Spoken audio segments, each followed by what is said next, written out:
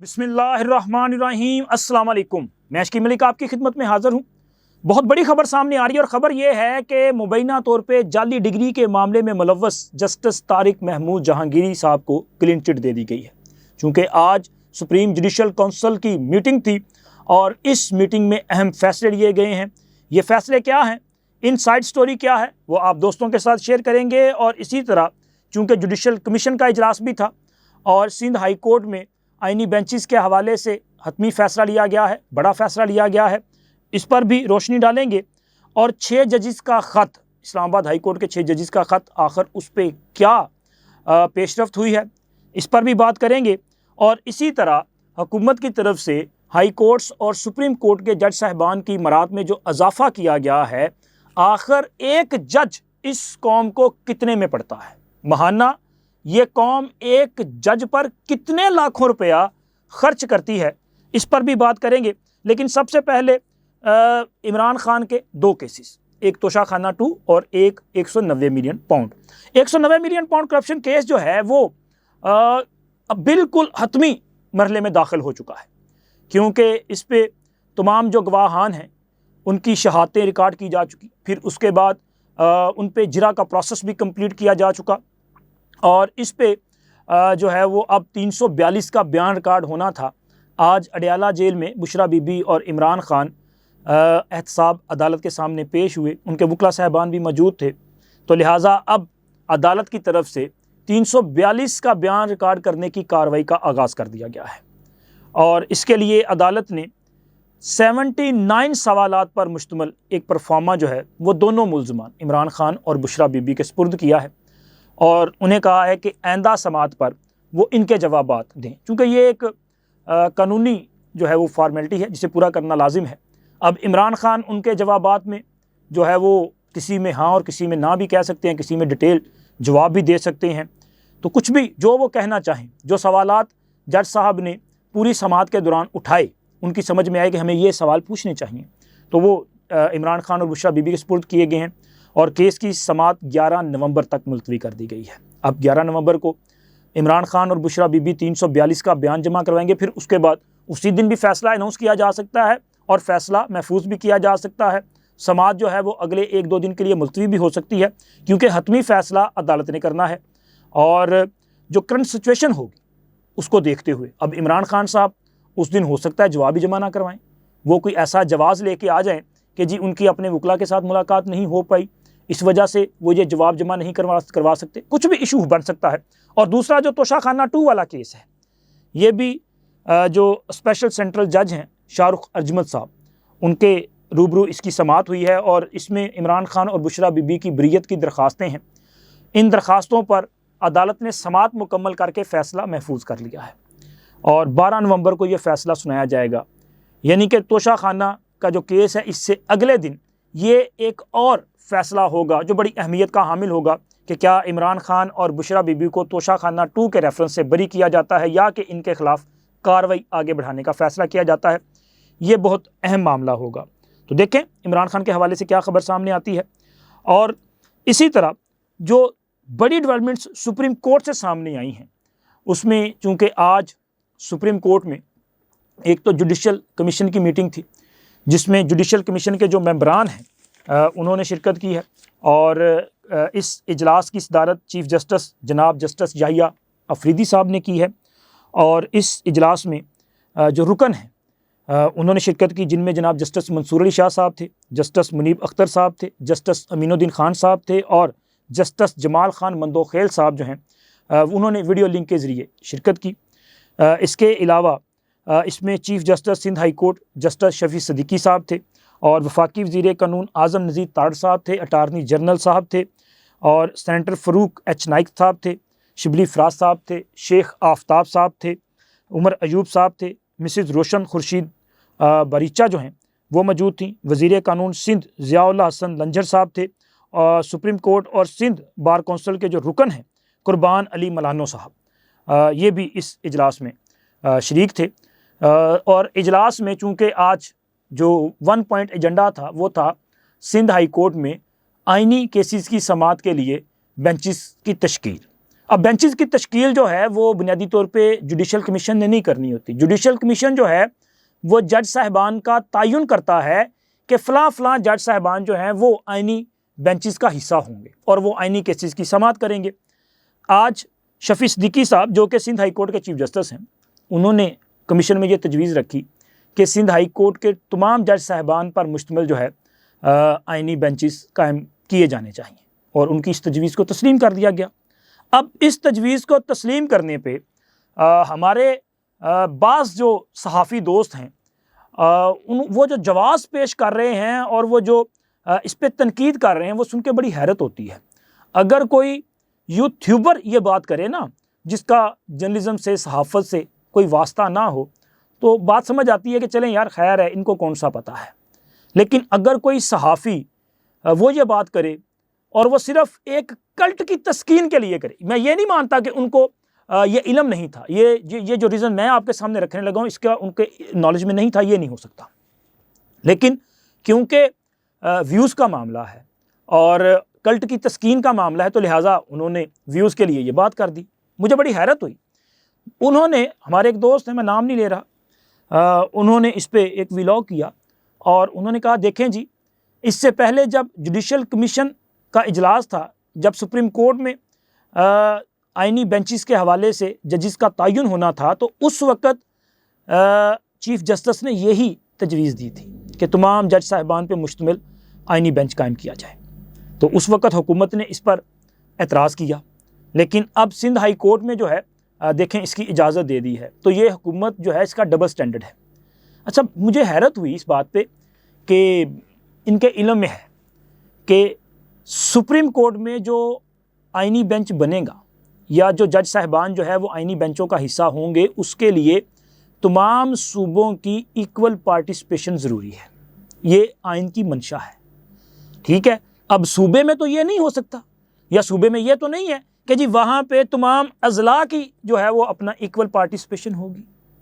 सूबे में तो यही होगा, लेकिन क्योंकि जवाज़ बनाना है और कल्ट की तस्कीन के लिए एक झूठा मन घड़त बयानियाँ देना है और इसके लिए उन्होंने ये बात कर दी।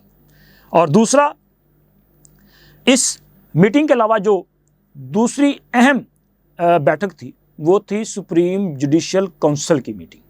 सुप्रीम जुडिशल काउंसिल वो फोरम है कि जहाँ पे जज साहिबान के हवाले से कोई शिकायत हो तो उसका जायज़ा लिया जाता है, कोड ऑफ कंडक्ट का मामला हो तो उसको देखा जाता है। तो जैसा कि इसका एजेंडा पहले तो जारी नहीं किया गया था और हमने भी आपके साथ ये वीडियोस शेयर की थी कि मुमकिन तौर पर सुप्रीम जुडिशल काउंसिल में इस्लामाबाद हाई कोर्ट के 6 जज साहिबान का जो ख़त है वो ज़ेरे गौर आ सकता है। इसके अलावा बाकी जो शिकायत हैं उनका जायज़ा भी डेफिनेटली लिया जाएगा और कोड ऑफ कंडक्ट के हवाले से भी गौर किया जाएगा।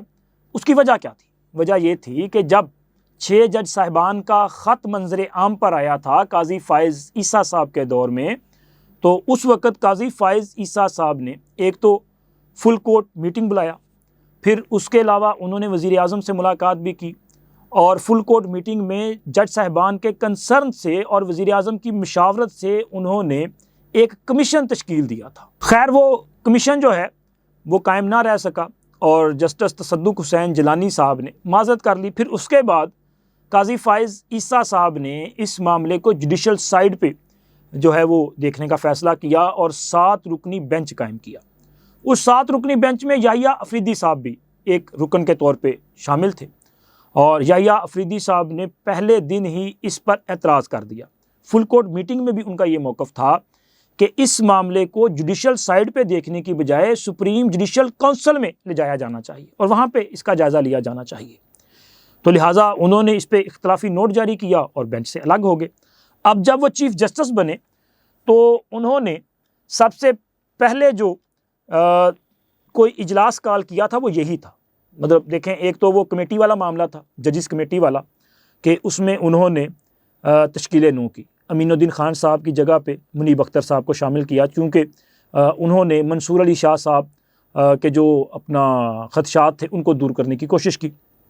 फिर उसके अलावा उन्होंने एक तो ATC के जो जज साहिबान हैं, एडमिनिस्ट्रेटिव जज, उनका इजलास बुलाया था और तीसरा जो फ़ैसला किया था वो सुप्रीम जुडिशल काउंसिल की मीटिंग बुलाई थी। ये तकरीबन उन्होंने जब हलफ उठाया था उसके 24 घंटों के अंदर अंदर ये 3 बड़े फ़ैसले किए गए थे।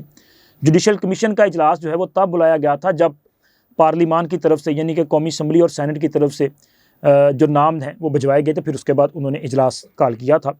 लेकिन ये 3 फ़ैसले पहले अनाउंस किए गए थे। अब सुप्रीम जुडिशल काउंसिल का इजलास अगर याहिया अफरीदी साहब कॉल करते हैं तो डेफिनेटली वो जो उनका स्टांस था वो उसी को लेके आगे चलेंगे।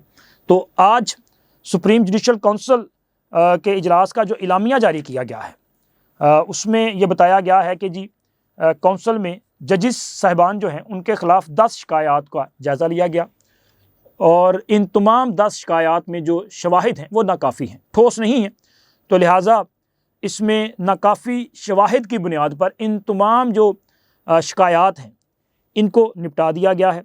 फिर इसके अलावा जजिस के ज़ाब्ता अखलाक के मामले पर भी गौर किया गया और इसके साथ साथ 6 जज साहिबान का जो ख़त है इस मामले पर भी गौर किया गया और ये फ़ैसला किया गया कि ये जो 6 जज साहिबान का ख़त है इसका दायरा कार मामले का जो इन्वेस्टिगेट किया जा रहा है वसी किया जाएगा, क्योंकि ये जजिस का जो कोड ऑफ कंडक्ट है उसका मामला भी है और ये कोड ऑफ कंडक्ट जो है वो दीगर अदारों के सरबराहान पर भी लागू होता है। तो इसलिए इसका दायरा कार जो है वसी करने का फ़ैसला किया गया है। अब अगर इस मामले पे कोई कार्रवाई होनी थी तो फिर आज के इजलास में की जा सकती थी, लेकिन इस पे ऐसा एक फ़ैसला किया गया कि अब मज़ीद कार्रवाई आगे बढ़ेगी, मामला जो है वो आगे देखा जाएगा, दायरा कार वसी कर दिया जाएगा, यानी कि मामला लटक गया। सीधी सी बात है, लटकने के साथ साथ रफा दफा भी हो गया। अब 6 जज साहिबान क्या कह रहे थे? वो कह रहे थे कि जी हम पर दबाव डाला जा रहा है, हम पर प्रेशर डाला जा रहा है, हमने अपने चीफ जस्टिस के नॉलेज में ये सब कुछ, ये तमाम जो इंसिडेंट थे वो लाए, लेकिन उन्होंने कार्रवाई नहीं की। फिर चीफ जस्टिस ऑफ पाकिस्तान के इल्म में वो ये बात लेके आए, तो वो भी कहते थे कि इस मामले पर सुप्रीम जुडिशल काउंसिल में जो है कार्रवाई की जाए। वो चाहते तो ये थे कि एक तो chief justice Islamabad high court Aamir Farooq साहब जो हैं उनके ख़िलाफ़ कार्रवाई हो और दूसरा जो अफराद जो हैं उन पर दबाव डाल रहे हैं उनके ख़िलाफ़ कार्रवाई की जाए। अब ना तो chief justice Islamabad high court के ख़िलाफ़ की कार्रवाई की गई, हालांकि वो आज सुप्रीम जुडिशल काउंसिल में मौजूद थे, क्योंकि सुप्रीम जुडिशल काउंसिल के सरबराह जो हैं वो याहिया अफरीदी साहब एज आ चीफ जस्टिस, फिर उसमें 2 सीनियर जज हैं मंसूर अली शाह साहब और मुनीब अख्तर साहब। उसके अलावा 2 हाई कोर्ट के चीफ जस्टिस साहिबान हैं, जिनमें एक जनाब इस्लामाबाद हाई कोर्ट के चीफ जस्टिस आमिर फ़ारूक साहब और दूसरे जो हैं वो बलूचिस्तान हाई कोर्ट के जो चीफ जस्टिस हैं हाशिम काकड़ साहब, वो इसका हिस्सा थे। तो लिहाजा आज उनके ख़िलाफ़ किसी किस्म की कार्रवाई जो है वो इलामिया में मौजूद नहीं है। लेकिन ये जो 10 जज साहिबान के ख़िलाफ़ शिकायत को निपटाया गया है, इस हवाले से ज़राए की तरफ से ये दावा किया जा रहा है कि इनमें एक दरख्वास्त जो है वो थी जो कि तारिक महमूद जहांगीरी साहब के ख़िलाफ़ दायर की गई थी। आपको याद होगा कि जहांगीरी साहब की डिग्री के मामले पर जो है ये इंकशाफ हुआ था, बात सामने आई थी कि मुबैना तौर पे उनकी डिग्री जो है वो मतलब जाली नहीं तो उसमें फ़्रॉड का अंसर मौजूद है। फिर उस पर जामिया कराची की तरफ से भी एक जवाब आया, फिर ये मामला सिंध हाई कोर्ट में चला गया, अभी भी सिंध हाई कोर्ट में सब जुडिस है। तो अभी तक इस मामले पर सिंध हाई कोर्ट की तरफ से कोई हुक्मनामा तो नहीं आया, लेकिन सुप्रीम जुडिशल काउंसिल की तरफ से ज़राए के मुताबिक इस मामले पर जनाब जहांगीरी साहब को क्लीन चिट दे दी गई है। और अगर वाकई उन्हें क्लीन चिट दी गई है तो ये बहुत बड़ी डेवलपमेंट है, क्योंकि जहांगीरी साहब ने आज के दिन तक खुद इस मामले पे किसी किस्म की कोई क्लैरिफिकेशन नहीं दी, क्योंकि जितनी बार बातें की गई हैं उनकी तरफ से कभी कोई जवाब जो है वो सामने नहीं आया। और हमारे जज साहिबान जो हैं, चूँकि इस वक्त अदलिया सबसे ज़्यादा मुतहरिक है, बड़ी ख़बरें वहीं से आती हैं और बहुत ज़्यादा केसेस जो हैं वो ज़ाहिर सुप्रीम कोर्ट और दीगर हाई कोर्ट्स में आते हैं, जज साहिबान बड़े मसरूफ़ रहते हैं, तो शायद इसीलिए हुकूमत ने इनकी जो मरात है उसमें काफ़ी ज़्यादा इजाफ़ा कर दिया है। आपके इल्म में है ना कि इसमें एक तो ये जो हमारे जज साहिबान हैं जिनमें हुकूमत की तरफ से हाई कोर्ट्स के जज साहिबान की जो मरात वगैरह है, एक तो इनका जो हाउस रेंट था हाई कोर्ट के जज साहिबान का वो 65,000 से बढ़ाकर उसको तकरीबन 3.5 लाख किया गया। इसी तरह उनका जो जुडिशल अलाउंस था वो 3 लाख 42,000 समथिंग था, उसे तकरीबन कोई 10,90,000 के करीब कर दिया गया। इसी तरह सुप्रीम कोर्ट के जज साहिबान का जो हाउस रेंट था वो 68,000 से बढ़ाकर 3.5 लाख, और जुडिशल अलाउंस जो है उसको भी जो है वो अपना बढ़ाया गया है। उसमें भी एक बड़ा लंबा चौड़ा किस्म का जो है अजाफ़ा कर दिया गया है। और ऐसे वक्त में ये अजाफ़ा किया गया है कि जब अभी चंद रोज़ कबल हमारे साबिक चीफ जस्टिस जनाब काजी फ़ायज़ ईसा साहब ने बताया था कि सुप्रीम कोर्ट के बाज़ जज साहिबान ऐसे हैं कि जो सिर्फ सुबह 9 बजे अदालत आते हैं और 11 बजे अदालत को ताला लगाते हैं और घर चले जाते हैं, और पूरे हफ्ते में 5 दिन वो काम करते हैं, और ये 5 दिन भी सिर्फ 2-2.5 घंटे काम किया जाता है। और अंदाज़ा लगाएं कि जज साहिबान की जो मरात है उसमें इतना इजाफ़ा किया जा रहा है।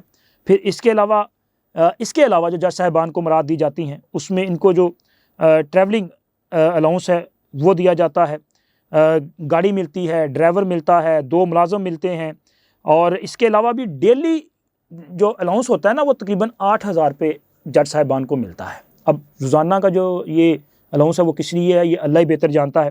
तो अगर आप इस सारी चीज़ों को जो है वो अपना जमा तफरीक करें तो मेरा ख्याल है कि ये एक जज साहब जो है ना वो इस गरीब कौम को मतलब कम से कम कोई 4 मिलियन के करीब पड़ता होगा, मतलब 40 लाख के करीब माहाना तकरीबन 40 लाख होंगे, चूँकि सिर्फ ये जो इनको हाउस रेंट और बाकी चीज़ें मिलती हैं ना, अगर उन्हें देखें तो तकरीबन इनकी सैलरी जो है वो 25-26 लाख माहाना बनती है। और ये जो जुडिशल अलाउंस में इजाफा किया जाता है ना, ये बड़ी बरीक वारदात है, क्योंकि अगर बुनियादी तनख्वाह में इजाफा होगा तो उस पर टैक्स जो है वो लागू होगा, यानी कि वहाँ से टैक्स की जो है वो कलेक्शन की जाएगी। लेकिन ये जो अलाउंस मिलते हैं ना मुख्तलिफ, इन पे किसी किस्म का टैक्स लागू नहीं होता। तो अंदाज़ा लगाएं कि ये वारदात जो है वो कितनी खूबसूरती के साथ डाली जाती है, और आफरी है इन हुकूमतों पे कि जो आवाम को कहते हैं कुर्बानी दो। और आज भी ये ख़बरें सामने आ रही हैं कि मिनी बजट लाने के लिए गौर किया जा रहा है। आवाम का जीना मुहाल है और जजों के लिए जो है वो सियासी रिश्वत दी जा रही है। ये सियासी रिश्वत है और ये क्या है, मतलब क्या ये जज साहिबान इतने गरीब और गुरबा हैं? मतलब इन्होंने अपनी सैलरी से करना क्या है? पेट्रोल सरकारी, तमाम बिल जो है वो सरकार ने देने हैं, इनका तमाम जो ट्रैवलिंग अलाउंस है वो सरकार ने देना है। फिर उसके अलावा जज साहिबान जब रिटायर्ड होते हैं ना, इनकी आखिरी तनख्वाह जो है वही इनकी पेंशन होती है। और इस वक्त पाकिस्तान की जुडिशरी में जज साहिबान की जो तनख्वाह है वो सबसे ज़्यादा है। सदर मुमलिकत का ओहदा सबसे बड़ा ओहदा है, उनकी भी तनख्वाह यहाँ पे नहीं है, वो भी तकरीबन की मेरा ख्याल है कि शायद कोई 5-7 लाख के करीब होगी। आर्मी चीफ़ की ये तनख्वाह नहीं है। और अगर आप खित्ते में देखें तो हमारे जज साहिबान की तनख्वाह इंडियन जज साहिबान से 3 गुना ज़्यादा है, और जो बांग्लादेश के जज साहिबान हैं उनसे 4 गुना ज़्यादा है। तो अब आप ख़ुद अंदाज़ा लगा लें कि पाकिस्तान के साथ ये जो जुल्म किया जाता है, अब फिर आवाम बेचारी चीखे ना तो और क्या करे। ठीक है ना, अब तक इतना ही। अल्लाह हाफिज़।